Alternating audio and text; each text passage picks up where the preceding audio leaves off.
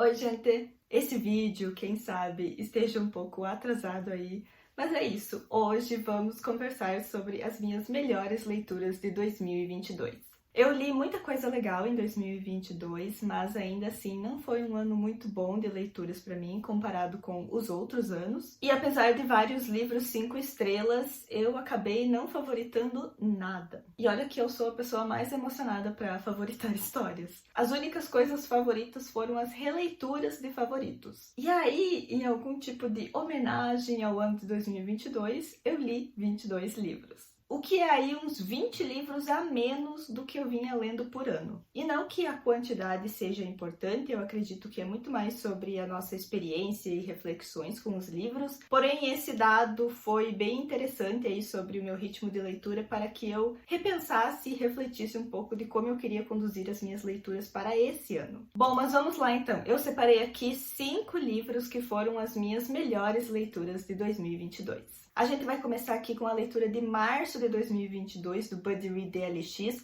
que foi Três Mulheres, da Lisa Taddeo. E por ser um livro de não ficção, eu estava esperando uma narrativa bem diferente, e aí abri o livro e um susto positivo aí, porque nesse livro nós vamos acompanhar 3 mulheres em um relato bastante cru sobre a experiência dela, o que elas estão sentindo e tudo que elas estão passando. E quando estamos lendo histórias, sejam elas de ficção ou reais, tem aquele momento, né, em que uma conexão pode acontecer, em que a gente super se identifica com alguma coisa do personagem, ou com algum pensamento, alguma fala, alguma atitude, ou quem sabe uma grande empatia por aquilo que ela está contando, pela perspectiva que ela está apresentando de uma coisa, quem sabe, que a gente nunca imaginou, ou que já passou, ou que conhece alguém, enfim. E aí, por ser mulher e por serem histórias de mulheres, tem muitos sentimentos e experiências que, de certa forma, são universais, então a gente super se identifica com uma coisa ou outra e consegue relacionar aí com a nossa vida ou com a vida de outras mulheres na nossa vida e fazer aí algumas reflexões. E também por saber que existem muitas mulheres por aí com histórias muito parecidas ou iguais, ou até, quem sabe, piores. Já que estamos falando de 3 mulheres, o Buddy Read DLX, caso você não conheça, é um grupo de leitura conjunta que eu organizo com a Dessa da Louca dos Livros e a Ray do De Livro em Livro. A gente escolhe um livro por mês, estipula metas semanais e vai conversando sobre a história em um grupo lá no Telegram. Já revelamos quais vão ser todas as nossas leituras de 2023, vai estar a lista aí no box de descrição, e aí caso vocês se interessem por algum desses livros, vocês podem vir ler com a gente. Para participar, basta ter o livro e entrar lá no grupo do Telegram para a gente ir conversando e fazendo essa troca sobre a história. O próximo foi Gallant, Mansão Gallant, da Vi e Schwab, que nós vamos acompanhar a história da Olivia, que enxerga aí alguns ghouls que são descritos como alguns fantasmas em decadência, apesar de que eu sempre imaginei que fosse mais alguma coisa tipo um demônio. Mas enfim, o que eu sei, né, sobre vocabulário sobrenatural. E ela está em um orfanato e queria muito encontrar alguém da família dela, saber mais da família dela, porque tudo que ela sabe é de um diário que ela tem da mãe, de algumas cartas da mãe e do pai, eu acho. E um dia ela recebe uma carta de um tio convidando ela para ir para a mansão Gallant. E aí ela vai, porque ela fica muito animada com a possibilidade de conhecer alguém da família. Só que ao chegar lá, ela descobre que esse tio, na verdade, morreu há muito tempo. E o primo dela, que mora lá na mansão, não é muito fã dela estar ali. Só que como ela não tem escolha, ela fica ali. Não que não tenha escolha, porque é da família dela, então ela está dentro do direito. E ela foi convidada pelo tio para estar ali. E aí, por estar ali, então, ela vai estar descobrindo mais sobre a história da família, dos pais e dela mesma. A Olivia é muda, porém ela escuta as pessoas e se comunica através da linguagem dos sinais. Mas eu lembro que havia uma certa dificuldade sobre isso, o que acabava, assim, aumentando, então, a dificuldade na comunicação em um geral. E foi muito interessante ver o ponto de vista de uma personagem assim, ainda mais na situação da Olivia, em que ela tem tantas perguntas e que ela quer muitas explicações. E se eu não me engano, ao fim da história existe uma explicação de por que ela não tem voz. mas a gente esquece às vezes, né, alguns detalhes e informações das histórias, mas enfim. Esse livro me lembrou muito o Jardim Secreto, essa coisa não familiar de família, de parentes que são estranhos uns para os outros. Essa coisa também de se sentir muito sozinha em um casarão, já que esse livro tem elementos góticos, né, de uma casa antiga, dessa aflição da Olivia, tentando entender muito da história da família e dela mesma.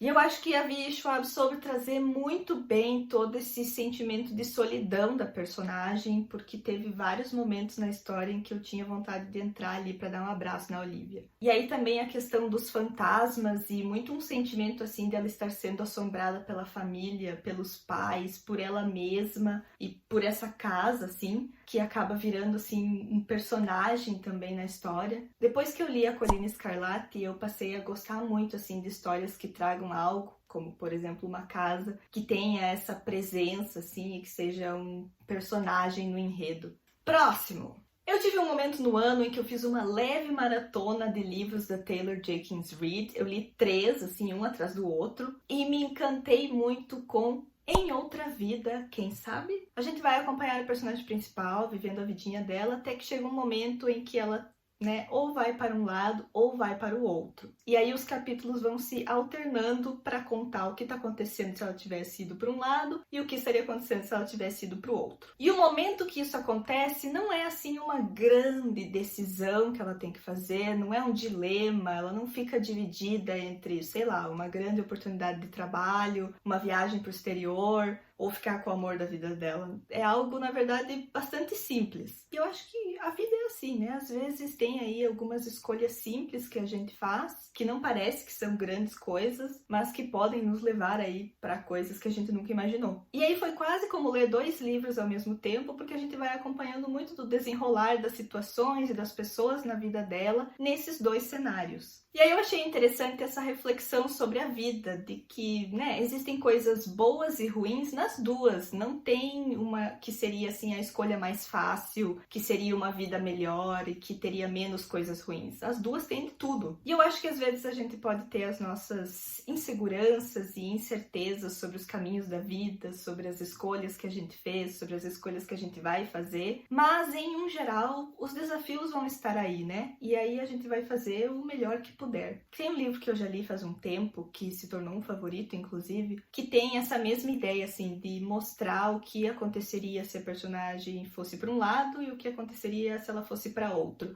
que se chama O Mundo Pós-Aniversário, da Lionel Shriver. Porém, o momento em que a gente começa a acompanhar essas 2 possibilidades de vida da personagem principal não é algo simples. Nem um pouco. Porque no livro da Taylor, me parece que é mais algo que acaba acontecendo com a personagem e não necessariamente uma escolha que ela faz. E no Mundo Pós-Aniversário é muito sobre uma escolha da personagem que vão ter consequências para ela e para as pessoas na vida dela. E se ela não fizer, é algo que vai ficar atormentando ela. E se ela fizer, é algo que também vai ficar atormentando ela. E isso traz, né, um peso para a história. Então, se você quer algo leve e fofo, mas com reflexões em outra vida, quem sabe, da Taylor Jenkins Reid, e se você quer um pouco mais de drama, um pouco mais de tensão, quem sabe, você vai para O Mundo Pós-Aniversário, da Lionel Shriver. Olha aí, rolou até uma recomendação extra aí nesse vídeo. Eu achava que isso só acontecia comigo, da Brené Brown, que foi um livro que eu fui lendo muito aos poucos, porque eu queria absorver o máximo possível e refletir e pensar sobre. E ainda assim, acho que tem muitas coisas para absorver e entender, então terão releituras no futuro. Primeiro que eu não sabia que a Brené Brown era uma pesquisadora, e eu achava que esse livro ia pender mais para algo engraçadinho,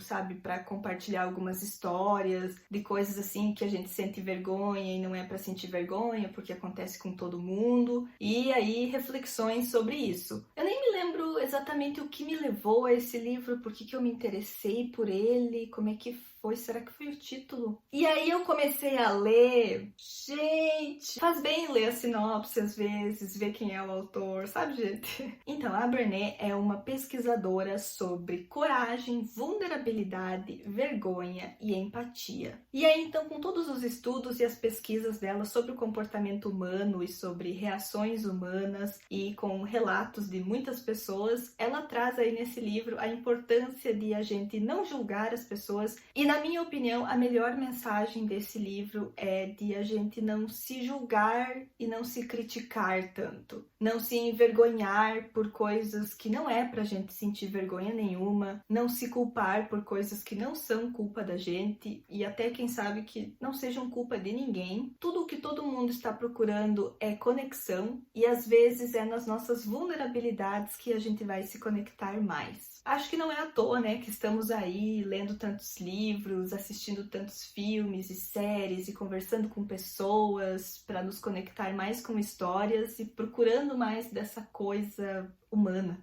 Que interessante agora que eu tô pensando sobre essa lista de livros que eu percebi a conexão entre eles. E vamos aproveitar, antes que eu fale do último livro dessa lista incrível das minhas melhores leituras de 2022, e já curtir esse vídeo e se inscrever aqui no Xícara Quente, caso você ainda não seja inscrito. E o último livro, então, é Talvez Você Deva Conversar com Alguém, da Lori Gottlieb. Esse livro basicamente é terapia é para todo mundo, faz muito bem, façam terapia. Olha, eu posso estar errada, mas eu tenho quase certeza que em algum momento teve uma reunião na editora para conversar sobre a possibilidade desse livro se chamar Todo Mundo Deve Fazer Terapia. Todo mundo deve conversar com alguém e as variáveis disso, sabe? E quase foi, hein? Mas aí acharam de bom tom ir com calma, porque as pessoas geralmente ficam na defensiva quando se fala de terapia, dizendo que não precisam, que não é para elas. Mas terapia é para todo mundo e pode ser que precise, e tudo bem. E aí decidiram nesse título aí mais acolhedor, né? Você tem aí as suas questões, então talvez deva conversar com alguém. Nesse livro nós vamos acompanhar muito da jornada da Lori, das coisas que a levaram a se tornar terapeuta e das coisas que foram acontecendo na vida dela. Ela também vai contando muito da experiência dela com os pacientes, as coisas pelas quais eles estão passando. Ela parte também de um momento em que acontece algo na vida dela em que ela precisa conversar com alguém. E aí ela vai contando muito das coisas que ela estudou e das coisas que acontecem na vida dela que podem ajudar ela a ajudar os pacientes.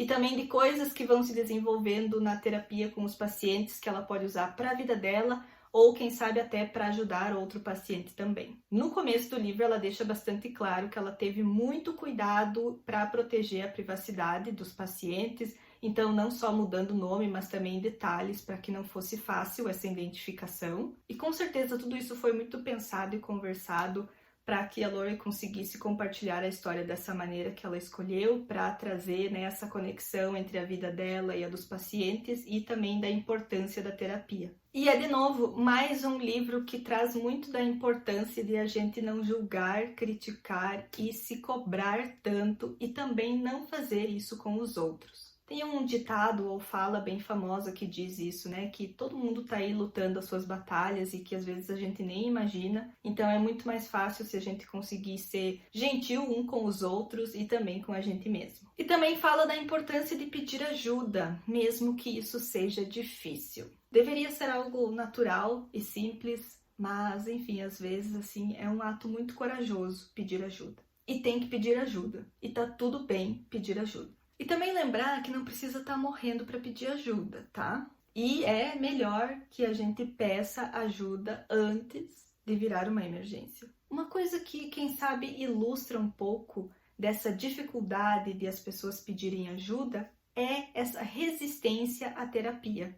Esse pensamento, assim, de achar que não precisa ou de que terapia é só para quem tem não sei o que, não sei o que. De novo, mais uma vez, terapia é para todo mundo e faz bem. Esses preconceitos com terapia, com pessoas que procuram ajuda, com condições que levam as pessoas à terapia e quererem conversar com alguém, o que eles fazem? O outro livro nos ensinou isso. Esses preconceitos envergonham quando não é para ter vergonha nenhuma. É bizarrento esse estigma com saúde mental que faz com que seja difícil pedir ajuda, que deveria ser o mais óbvio quando algo não está indo bem. Todo mundo precisa de ajuda e está tudo bem precisar de ajuda. Até super-herói precisa de ajuda. Me diz um que fez algo completamente sozinho. Eles enfrentam o vilão sozinho, mas eles receberam ajuda para chegar ali e para estar forte para aquele momento. A gente também vai enfrentar as nossas coisas sozinhos e lutar as nossas batalhas. Ninguém vai lutar pela gente, mas a terapia vai nos fortalecer para que a gente consiga enfrentar isso. Muita coisa poderia ser resolvida e evitada se as pessoas fizessem terapia.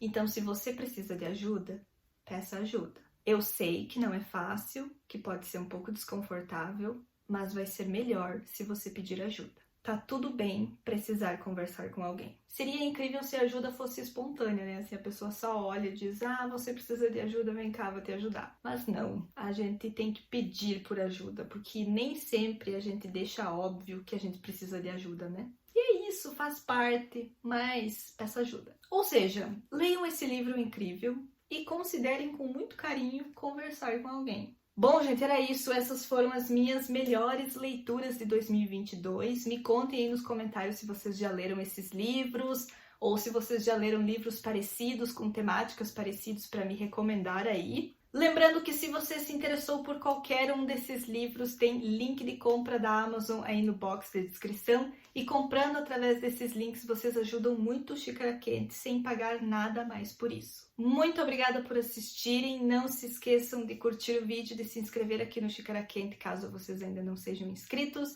E eu vejo vocês em um próximo vídeo. Tchau!